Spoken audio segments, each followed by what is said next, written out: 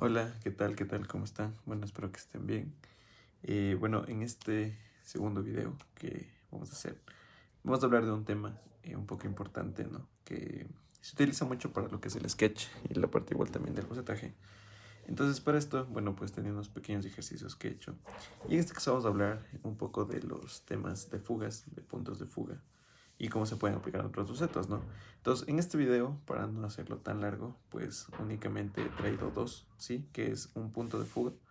Aquí tengo unos ejemplos, ¿no? Entonces, podemos ver aquí estos objetos, ¿sí? Estos pequeños bocetos rápidos que se han hecho, pues todos están hechos a un punto de fuga, como se puede observar en los bocetos. Entonces, un poco, digamos, la teoría de un punto de fuga es que nosotros siempre en nuestros bocetos, en este caso, vamos a regir a un punto, ¿no? En este caso en el espacio. Y todos los objetos que nosotros planeemos dibujar siempre tienen que regirse a ese punto de fuga, ¿sí? Entonces, como podemos ver aquí, cada uno de estos va a direccionarse a un punto de fuga eh, para tener esta parte de la perspectiva, ¿no?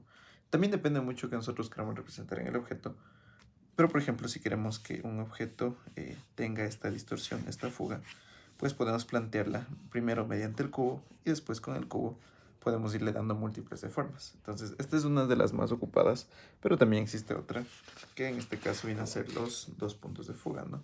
Entonces, es igual, cambia un poquito la metodología aquí. Sí, en este caso, pues, bueno, esto está un poco al revés. Sí, pero podemos ver aquí, en cambio, ¿no? Por ejemplo, tenemos una línea de horizonte. Bueno, ¿qué es lo que nos quiere decir la línea de horizonte en el boceto? Pues prácticamente que la línea de horizonte o la línea del observador es a la altura que la persona ve los objetos, ¿no? Entonces, por ejemplo, hay que asumir que esta línea, que es una línea pues prácticamente imaginaria, sería la altura que nosotros estamos viendo los objetos. Entonces, si tomamos esa lógica, cuando nosotros dibujemos objetos por encima de nuestra línea del observador, que sería aquí, pues vamos a lograr observar las partes inferiores de nuestros objetos, pero también pasa otra cosa si nosotros las ponemos debajo de nuestra línea del observador. Entonces vamos a tener la información de las partes superiores de nuestros objetos, ¿no? Entonces esto es un poco como la lógica para saber si estamos haciendo bien o mal. Igualmente, en base al otro ejercicio que hicimos, también podemos ir dibujando distintos tipos de objetos, distintos tipos de formas, ¿sí? Teniendo como base el cubo y también aplicándolos a nuestros dos puntos de fuga, ¿no? Como se puede ver aquí. Sí, podemos dibujar todo tipo de objetos. Podemos igual rotar nuestro cubo, en este caso de aquí, dar formas más orgánicas, más boleadas, pues podemos tener un montón de ideas y de formas ahí.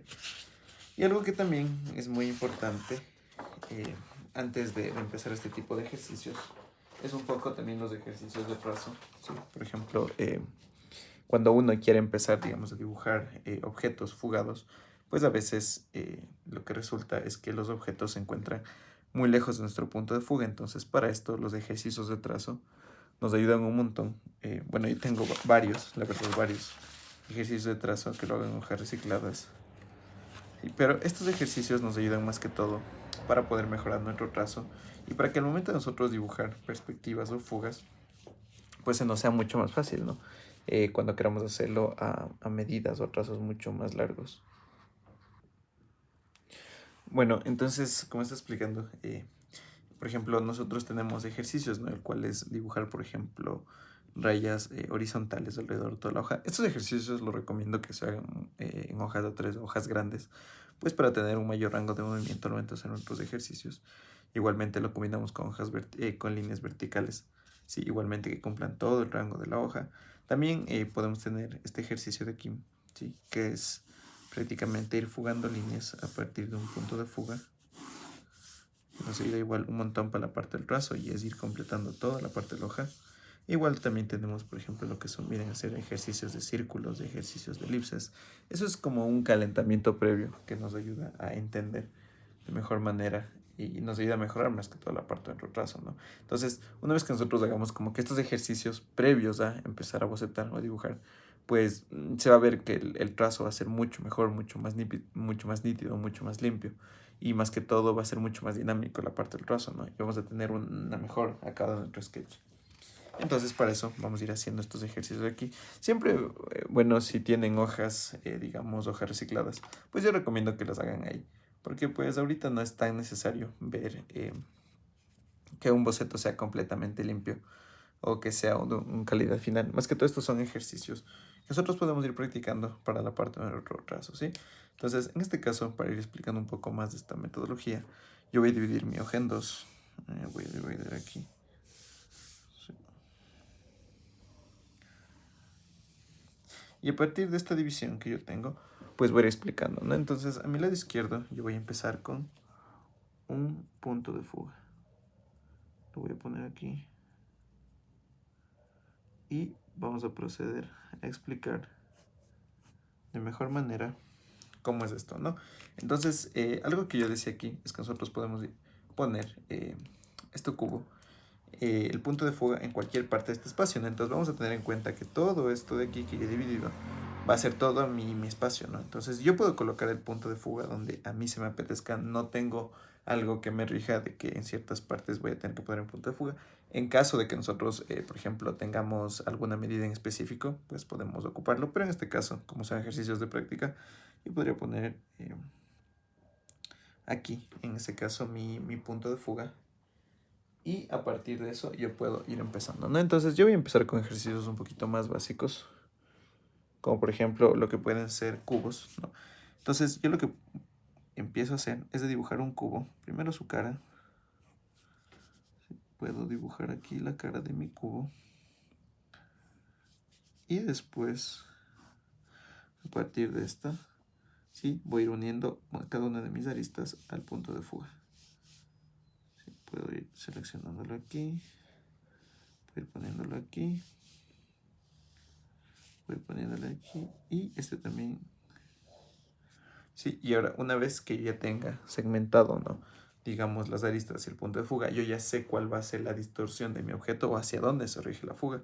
Yo puedo darle la profundidad que yo necesite.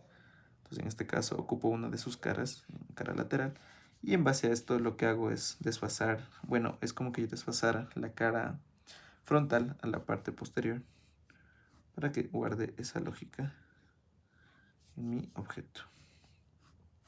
Entonces yo voy a ponerlo de ahí, ¿no? Igualmente yo puedo ir subrayando con una línea un poquito más fuerte la parte de sus contornos para entender cuál es la línea final de mi boceto. En este caso puedo ir planteándole aquí y yo podría tener este tipo de acabados, ¿no? Y obviamente yo puedo ir haciendo a mayor o a menor complejidad todo lo que es la parte de mis bocetos. Entonces yo como ejercicio voy llenando todo esto, ¿no?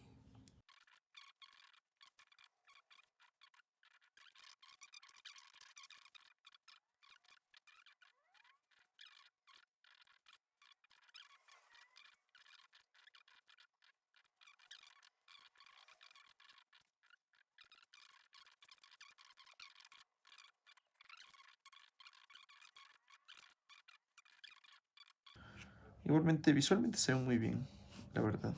Si alguien de pronto aquí eh, sigue, por ejemplo, con algo de la rama de arquitectura, pues esto les va a ayudar un montón.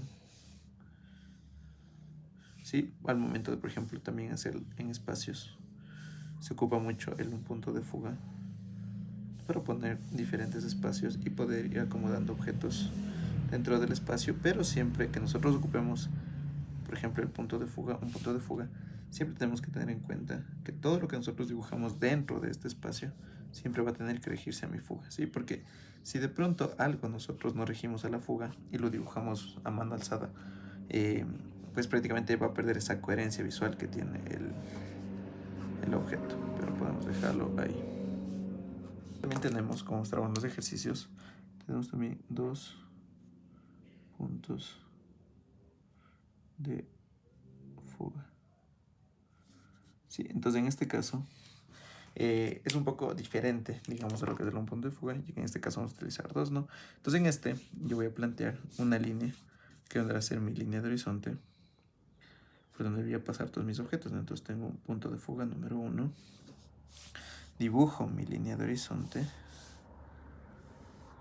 voy a plantearlo así. mi punto de fuga número 2. Y ahora todos los objetos que yo vaya a dibujar a partir de aquí van a tener que elegirse estos dos puntos de fuga, ¿no? Entonces yo puedo empezar por una de las caras de mi cubo. Y ahora cada una de mis aristas tiene que ir fugada a mis dos puntos de fuga. Entonces aquí esto me sirve mucho como ejercicio. Si por ejemplo tengo algún error, pues yo puedo ir corrigiendo. Igualmente puedo ocupar la técnica de ir virando mi papel para que el rango de movimiento sea mucho menor.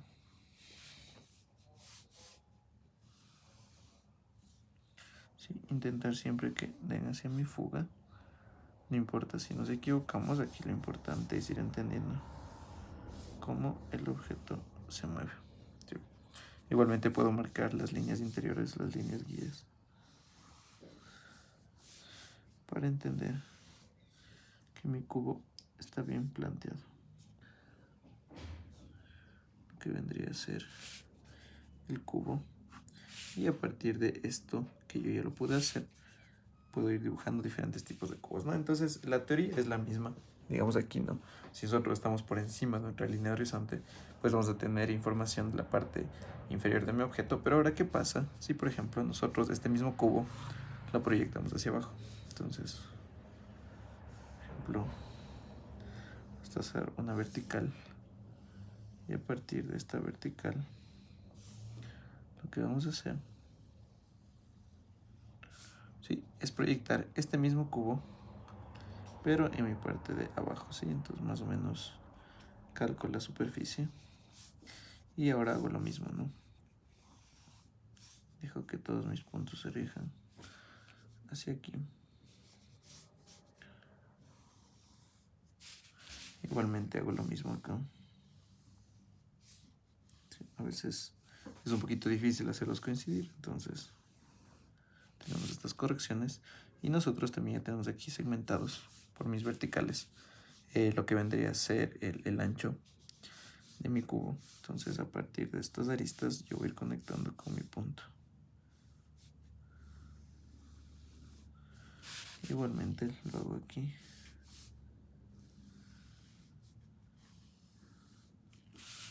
Y lo hago igual en la parte inferior, que vendría a ser mis líneas de construcción.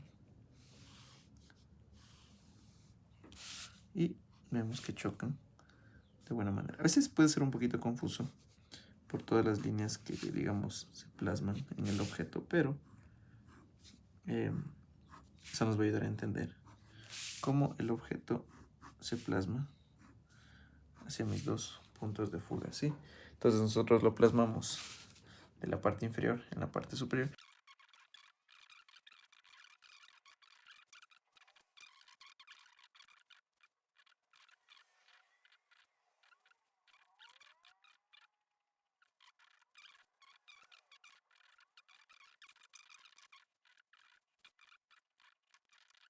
Pero obviamente también tenemos, por ejemplo, lo que vendría a ser los 3 puntos de fuga o los 5 puntos de fuga, que los conocemos como ojo de pez, pero pues eso ya lo haré en un siguiente video. Pero estos son como que uno de los dos más importantes cuando quisiéramos dar objetos. Bueno, no los dos más importantes, pero son como que los dos más comunes utilizados. Por ejemplo, cuando utilizamos por ejemplo, en productos, en diseño de productos, ya que pues la distorsión de los objetos es mínima. En cambio, si utilizamos, por ejemplo, por ejemplo, el ojo de pez o 3 puntos de fuga, el objeto sí se llega a distorsionar bastante. Muchas veces ese tipo de objetos se utiliza más para cómic o para manga o para dibujos que son un poquito más abstractos o tienen esta deformación. Pero para, bueno, diseño de productos o también la parte de arquitectura, se utiliza mucho más el un punto de fuga y los 2 puntos de fuga, ¿no? 3 puntos de fuga también, pero pues eso ya lo veremos en otro video. Y bueno, eso espero que les sirva este ejercicio y